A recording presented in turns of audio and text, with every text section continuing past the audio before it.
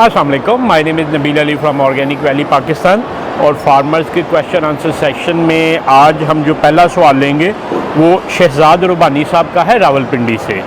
शहजाद साहब लिख रहे हैं, सलाम वालेकुम अस्सलाम, आपने अच्छा डिफ़ाइन किया है माशाल्लाह, बट जैसे रिंग बर्ड से हम बच्चे निकलवा सकते हैं उस तरह हम लुमन से तो ब्रीड नहीं ले सकते, सिर्फ एग की प्रोडक्शन के लिए यूज़ कर सकते हैं, तो इसकी ब्रीड आगे कैसे बढ़ेगी?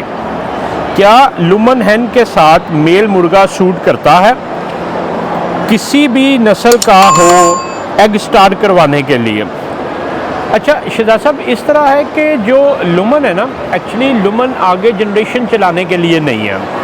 लुमन का जो पीएस होता है, जो पेरेंट स्टॉक है, उसको हम यूज़ कर सकते हैं आगे नस्ल लेने के लिए, और लुमन से ही मिलता है। तो आपने जो पहली चीज़ पूछी कि हम इनसे नस्ल कैसे आगे चला सकते हैं, नस्ल आगे चलाने के लिए हमें हमेशा पीएस की ज़रूरत होती है, और पीएस सिर्फ डेजिग्नेटेड कंपनीज़ को मिलता है जो उसको रखने के काबिल होती है, जिनका सेटअप उस तरह होता है, जो वैक्सीन कर सकते हैं, जिनकी हेजरी होती है, and so many other concern.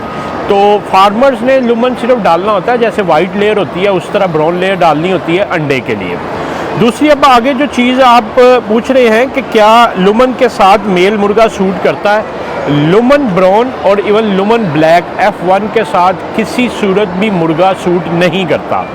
उसकी मल्टीपल रीज़न्स हैं, बहुत सी वजूहत हैं। एक वजह तो ये है कि लुमन का जो अंडा होता है जो F1 का, वो खाने के मकसद के लिए डिज़ाइन हुआ उसकी जो ब्रेकिंग पावर होती है, उसके एग शेल की जो स्ट्रेंथ होती है वो 40 से 45, 40 से 45 न्यूटन होती है, क्योंकि उसने ट्रैवल करना होता है और ट्रैवलिंग में अंडा टूटे ना, उसकी तोड़ फोड़ कम हो और इजीली उसको हैंडल किया जा सके।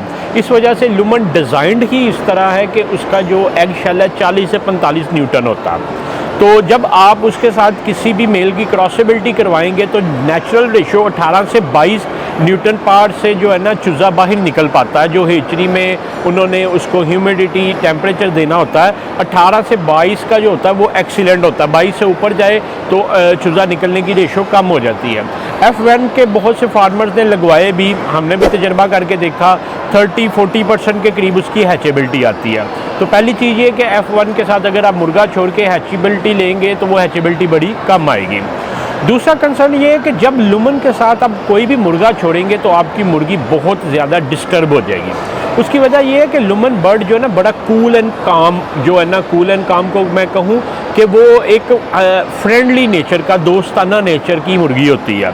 उसकी वजह ये होती है कि ये अग्रेसिव नहीं होती, और अग्रेसिव मुर्गी जब होती है, जैसे हमारे पास ऑस्ट्रेला यार होती थी, कभी वो ऊपर पिलर्स के ऊपर चढ़ी होती थी, बाहर जाती थी, उड़ती थी, तो उसमें उसका एनर्जी लॉस होता है। तो लुमन को डिज़ाइंड ही इस तरह किया गया हो कि इसका मिनिमम एनर्जी लॉस हो और ज़्यादा से ज़्यादा एनर्जी इसकी एग प्रोडक्शन पे लगे।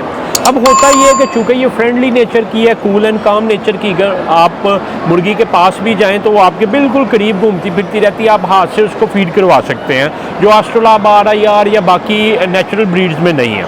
अब प्रॉब्लम ये होता है जब उसके साथ आप मुर्गा छोड़ते हैं तो मुर्गा ज़रा अग्रेसिव नेचर का होता है, मुर्गे ने क्रॉस करना होता है। अब जब एक मुर्गी क्रॉसेबिलिटी के लिए आती है किसी मुर्गे के हाथ, तो 15-15, 20-20 मुर्गे उसको जो है ना क्रॉस कर जाते हैं। उससे होता ये है कि मुर्गी स्ट्रेस में आ जाती है, जो हमने भी फील किया, उसके ऊपर से बाल उतर जाते हैं, बीमार रहना शुरू हो जाती है, वज़न अपना लूज़ कर जाती है, क्योंकि वो बहुत ज़्यादा कोऑपरेटिव नेचर की है ना। जो नेचुरल होती है वो मुर्गियाँ थोड़े नखरे वाले होती हैं। क्रॉसेबिलिटी के लिए उसने एक स्पेशल ग्रुप मेल का बनाया होता है और एक स्पेशल ग्रुप होता है, उसी में क्रॉसेबिलिटी होती है अगर आप इसको पोल्ट्री साइंस को पढ़ें।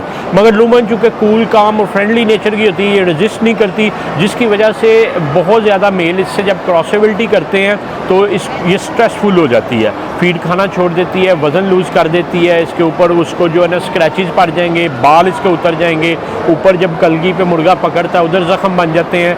तो मुर्गी अल्टीमेटली आपकी कह लें कि अंडे की प्रोडक्शन भी कम करती है और उसकी लाइफ भी कम हो जाती है। तो दीज आर दी थिंग्स जिस वजह से इसको यूज़ नहीं किया जा सकता। पहली ये कि इससे हैचेबिलिटी बहुत कम आएगी, दूसरा ये है कि ये आपकी मुर्गी प्रोडक्शन कम कर जाएगी, और तीसरी सबसे अहम बात कि इसके साथ कोई भी मुर्गा छोड़ के आप क्या नस्ल लेंगे, वो गोल्डन मिस्री लेंगे या मतलब एक कह लें कि ऐसी जेनेटिक्स लेंगे जिसकी कोई नेचर नहीं होगी। तो इट्स अ बेटर कि आप 2 साल तक अपने एसेट को यूटिलाइज़ करें, कि अगर आपने एक मुर्गी ली है तो जिस पर्पज़ के लिए उसी पर्पज़ के लिए यूज़ करें और वो आपको बड़े एक अच्छे तरीके से वो पर्पज़ फुलफ़िल करेगी। तो मैं उम्मीद करता हूँ कि शहजाद साहब आप को आपका मतलूबा आंसर मिल गया। बाकी फार्मर हजरात भी अगर आपका कोई क्वेश्चन है तो आप नीचे दिए गए नंबर 0300 9641 पे व्हाट्सएप करें। हम इंशाल्लाह अपना हद दर्जा कोशिश करेंगे कि आप तक आपका मतलूबा आंसर पहुँचाएँ। आपका वीडियो देखने का बहुत शुक्रिया।